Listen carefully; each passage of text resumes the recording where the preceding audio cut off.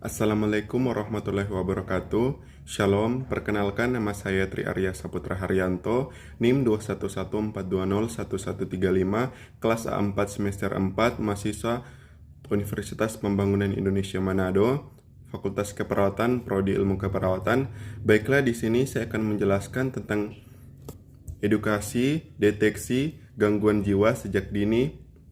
Gangguan jiwa sejak dini juga penting karena penyebab orang terserang gangguan jiwa ini multi kompleks dan tidak melulu karena kejadian traumatis. Penyebabnya tidak berdiri sendiri, meski biasanya disebabkan oleh situasi, sosial serta kelainan dalam tubuh yang menyebabkan gangguan jiwa muncul.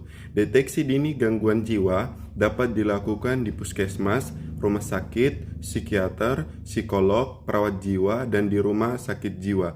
Pemeriksaan yang dilakukan adalah wawancara, pemeriksaan lab, dan radiologi bila diperlukan, tes kesehatan mental, dan tes psikologis lainnya. 1. Pemeriksaan kondisi kejiwaan melalui wawancara. Tahapan awal dalam pemeriksaan kondisi kejiwaan adalah wawancara untuk informasi tentang riwayat dan kondisinya secara umum. Dan yang kedua, observasi status mental tidak hanya dengan wawancara. Deteksi gangguan jiwa bisa dilakukan dengan mengamati kondisi pasien saat melakukan wawancara. Beberapa hal yang diamati antara lain penampilan seperti melalui pakaian, apakah sesuai dengan situasi, usia, dan jenis kelamin pasien. Bisa juga melalui gerak tubuh, apakah ia terlihat cemas atau mungkin tidak fokus. Sikap pasien kepada psikiater, observasi bisa dilihat dari ekspresi serta respon dalam menjawab pertanyaan. Mood dan afeksi. Pola bicara bisa meliputi volume suara dan intonasi selama wawancara, kualitas dan kuantitas pembicaraan, kecepatan berbicara, serta bagaimana pasien merespon pertanyaan wawancara. Apakah pasien hanya menjawab sekadarnya atau bercerita panjang? Hal-hal yang diperiksa dari proses berpikir pasien yaitu hubungan antara pembicaraan, apakah pasien sering mengganti topik pembicaraan atau apakah pasien berbicara dengan kata-kata yang tidak lazim dan tidak bisa dimengerti. Persepsi dan daya tanggap pasien terhadap kenyataan atau apakah pasien memiliki halusinasi atau waham delusi yang diperiksa. Konten isi pikiran pemeriksaan. Konten pikiran pasien bisa dilihat dari orientasi pasien, kesadaran kemampuan menulis, membaca, dan mengingat. Bisa juga observasi apakah pasien memiliki keinginan membunuh atau bunuh diri, fobia, obsesi, pemahaman diri sendiri, pertimbangan, impulsivitas, serta keandalan. Yang ketiga, pemeriksaan penunjang dan psikotes. Jika tahap wawancara dan observasi dirasa kurang membantu dalam proses deteksi gangguan jiwa, maka bisa dilakukan pemeriksaan penunjang. Ini bertujuan membantu psikiater menentukan diagnosis.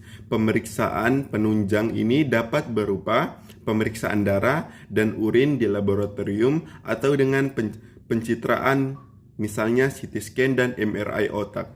Psikotes juga bisa dilakukan sebagai pemeriksaan tahap lanjut. Pemeriksaan saat ini ditujukan untuk mengevaluasi lebih dalam fungsi mental dan hal spesifik terkait kejiwaan pasien, seperti tipe kepribadian, tingkat kecerdasan IQ, dan kecerdasan emosional. Pasien dengan melakukan deteksi dini dan pemeriksaan, maka gangguan jiwa yang berat dapat dihindari, sehingga bahaya juga bisa dicegah. Sekian yang dapat saya jelaskan, semoga bermanfaat. Terima kasih. Datang di Universitas Pembangunan Indonesia Manado yang terletak dekat dengan kawasan bisnis Bahu Mall Manado. Tempatnya di Kelurahan Bahu, lingkungan 3 Manado, sangat strategis di pusat kota Manado.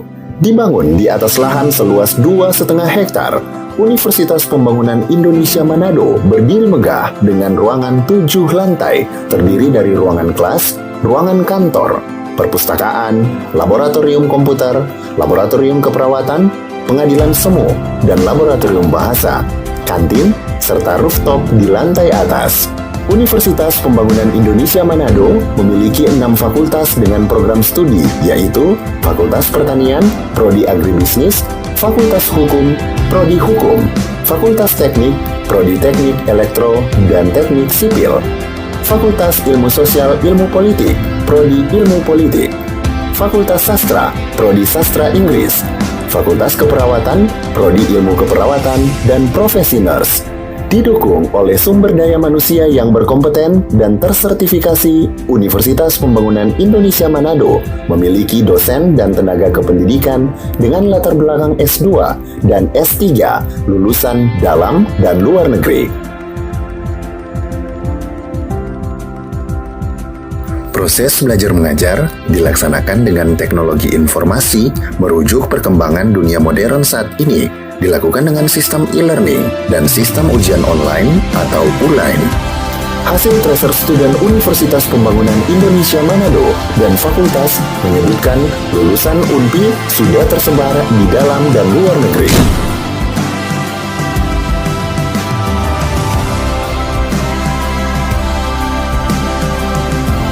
Selamat bergabung putra-putri terbaik bangsa. Kembangkan dirimu, raih cita-citamu setinggi bintang di langit. Kami siap menghasilkan generasi terbaik dan pemimpin di masa depan.